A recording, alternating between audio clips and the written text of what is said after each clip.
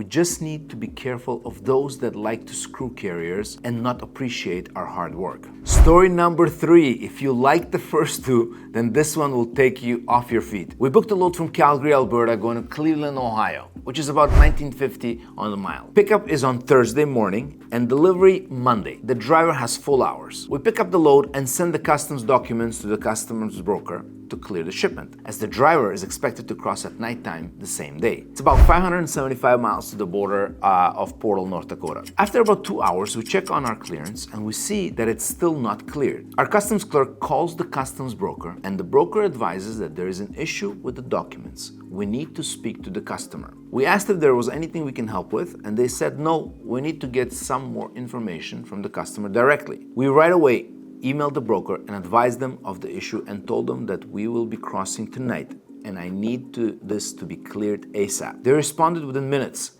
that they'll look into it and get back to us right away. A few hours later, we reached out to the broker again to see the status, and they responded to us that they're still working on it. At 4 p.m., we sent them an email asking the status and telling them that we must cross tonight or tomorrow morning because we can get the driver to take his 10 hours break just before the border. In the morning, we checked in with the customs broker. It's still the same. They're waiting for the customer to respond to some questions that they have, and they don't want to tell us what it is because it's confidential. We reach out again to the load broker and tell them we have to get this shipment cleared so the driver does not lay over until Monday. That's going to be an extra 3 days of layover. We again reminded them that the customs broker is waiting for the customer to respond to them with some answers to their questions. The load broker acknowledged and said that the customer is working on it. They've been working on it for over a day now. It's now 2 p.m. and the load is still not clear. Now, as you all understand, no driver wants to sit around and do nothing for 3 days. He can log at least 600 miles every day. So we emailed the broker and told them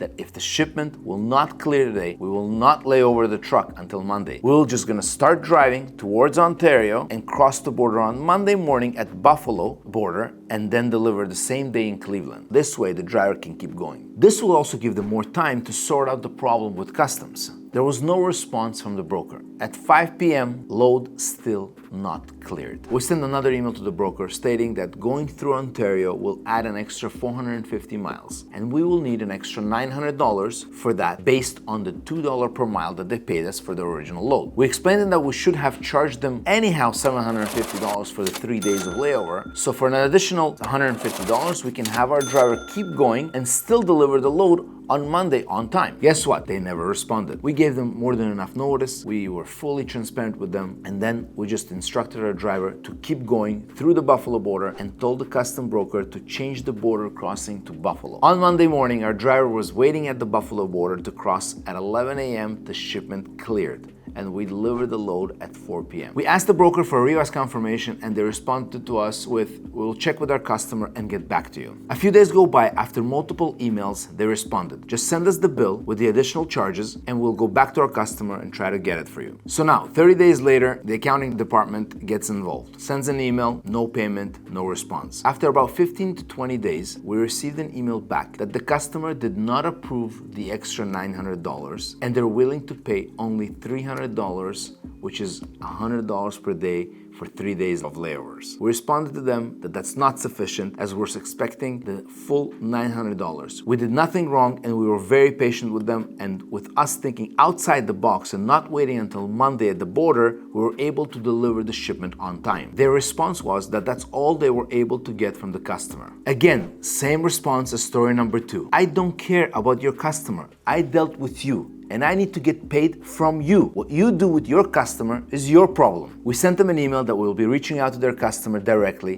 for the difference. No response. So what do we do next? You know it, demand letters to the shipper and receiver. Same spiel. As per the Bill of Lading Act, the shipper and receiver are responsible for the payment to the end carrier. You won't believe what a receiver actually told us. They paid them $1,400 instead of the $900 that we asked for. That's $500 extra on top of what we wanted. The next day, we received an email from the broker saying they're gonna pay us the shorted paid $600. We responded back that we know that they got $1,400 for that, and we want to split the $500 with them 50-50. They agreed and paid us the $600 that they owe us plus the extra $250. Now, obviously, these situations don't happen too often, but when they do. I just want us, the carriers, knowing how to handle these kind of situations. There are tons of brokers out there that they will fight for their carriers and always keep their word. We just need to be careful of those that like to screw carriers and not appreciate our hard work. Just make sure you follow the proper steps and you will definitely get paid. Thanks for following us, and I will share with you more operational situations and how to come out of it. I'm Roman, and remember that there's always a solution.